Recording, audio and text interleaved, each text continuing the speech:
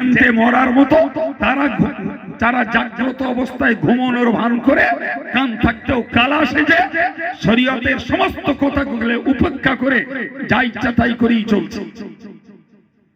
কথা বলে টোটালে যদি এই প্রচার বন্ধ হয়ে যায়, কিয়ামতের দিনে ওই অপদার্থ ওই দুর্ভাগাগুলো আল্লাহর কাছে অভিযোগ করবে যে আল্লাহ, আমরা যে ভালো হব আমাদের ভালো হওয়ার কথা কেউ বলিনি, আমাদের ইমাম সাহেব বলিনি, আমাদের স্থানীয় যারা ধার্মিক ছিল তারা বলিনি, কিংবা দেশের আলেম ওলামা ছিল তারাও বলিনি, ফলে আমরা ভালো হইনি।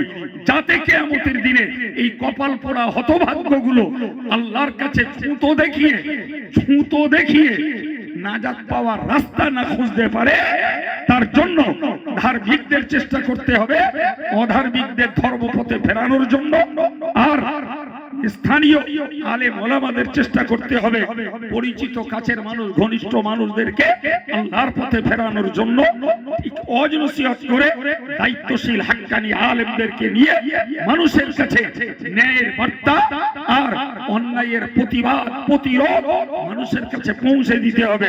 এবারে মরবি তো তুই তত্ত্বসে মরবে না আলেমরা, মরবে না সাধারণ দিনদার ইমানদার লোকেরা, মরবি কপাল পোড়া তুই নিজে তোর জীবনটাকে ধ্বংসের দিকে ঠেলার জন্য। কথা শুনতে পাচ্ছেন? হ্যাঁ, সুতরাং আমার এই মেসেজগুলো ভালো করে মাথায় গেঁথে নেন। আমি সময় নষ্ট করা লোক নই, আর আলাদা করে হাউমাউ করে সুর চড়িয়ে শুধু আওয়াজ শোনাবো ও পাঠশালায় পড়িনি। আমি চাই সময়ের ভিতরে অনেকগুলো কথা মানুষের কর্ণকুহরে পৌঁছে দেবার জন্য। আমি আপনাকে আগে বলেছি যে মডেল মাদ্রাসার ব্যাপারে আপনাদের চেতনামূলক কথা বলেছি, মুর্দাদের রুহের মাগফিরাত আর সবরে সানির জন্য আপনাদেরকে কিছু কথা বলেছি। তার প্রসেসিং নিজেরা ক্ষমা চাবো, নিজেরা সবরে সানি করব, আর বছরে একটা দিন সভা দেব শুধু ন্যায় সত্যের বাণী মানুষকে পৌঁছে দিয়ে মানুষের স্মরণটাকে জাগ্রত করে দেওয়ার জন্য, আর অন্যায় অসত্যের বিরুদ্ধে কথা বলে মানুষকে অপরাধের দায়িত্ব থেকে মুক্ত করার জন্য। এরপরে যে কাজে লাগাবে সে সৌভাগ্যবান, আর যে এটাকে উপেক্ষা করবে সে দুর্ভাগ্যবান, কপাল তার পুড়েছে, অন্য কারণ নয়। দুরূদ শরীফ আল্লাহুম্মা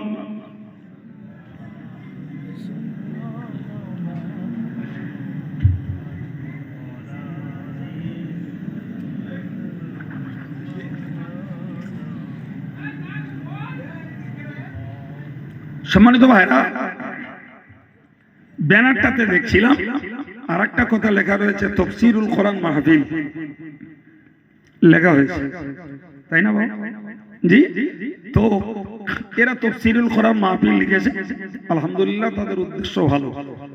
আরে বাবা, এই নাম করে বলা হোক আর নাম করে না বলা হোক, এই স্টেজগুলোতে যা হয় সব তাফসীরুল কোরআন মাহফিলই হয়। তবে বাংলাদেশেরা এই নামটার উদ্ভাবন করেছে আর ইউটিউবের মাধ্যমে উড়ে চলে এসে এখানে। জি, তো যে আলেম যেই ওয়াজ করে সে তো ভাইরে কোরআন হাদিসের ব্যাখ্যাই করে, অন্য কিছু তার করে না। তবে নাম হয় আমাদের দেশে হয়তো ইসলামী সওয়াব, হয়তো ইসলামী মাহফিল, হয়তো ওয়াজ মাহফিল, কিংবা বিরাট ধর্মসভা, এই কথা বলে। আমাদের দেশের নামগুলো এই জাতীয় হয়।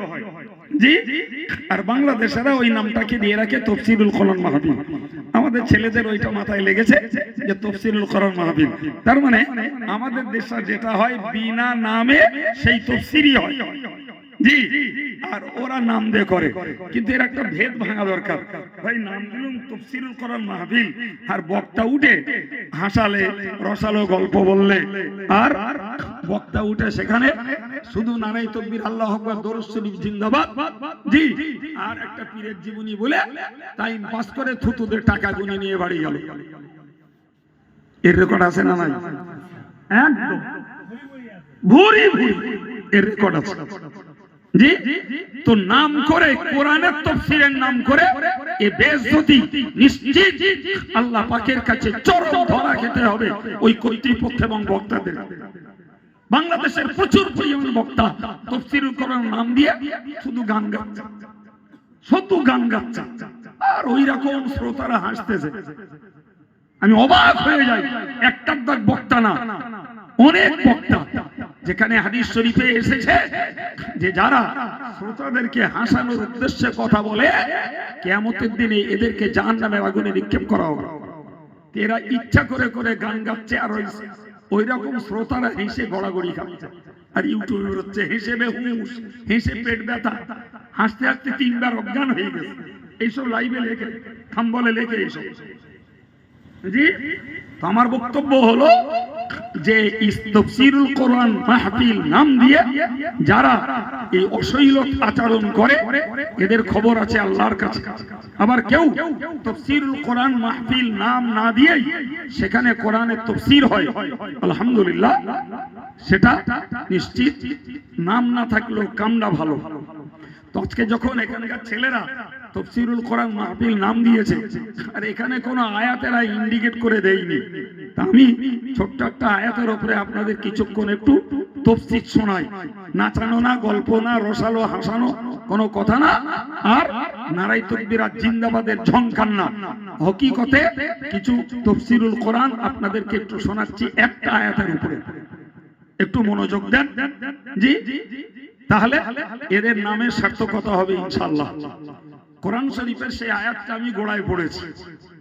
মহান আল্লাহ কোরআন শরীফে বলেছেন ওয়াত্তাবিউ সাবিলা মান আনাবা ইলাইয়া। মহান আল্লাহ বললেন যে তোমরা ওই মানুষগুলোর রাস্তাকে অনুসরণ করো। আল্লাহ পাকের বক্তব্য, তোমরা ওই মানুষগুলোর রাস্তাকে অনুসরণ করো যারা মান আনাবা ইলাইয়া, যারা ফিরে এসেছে আমি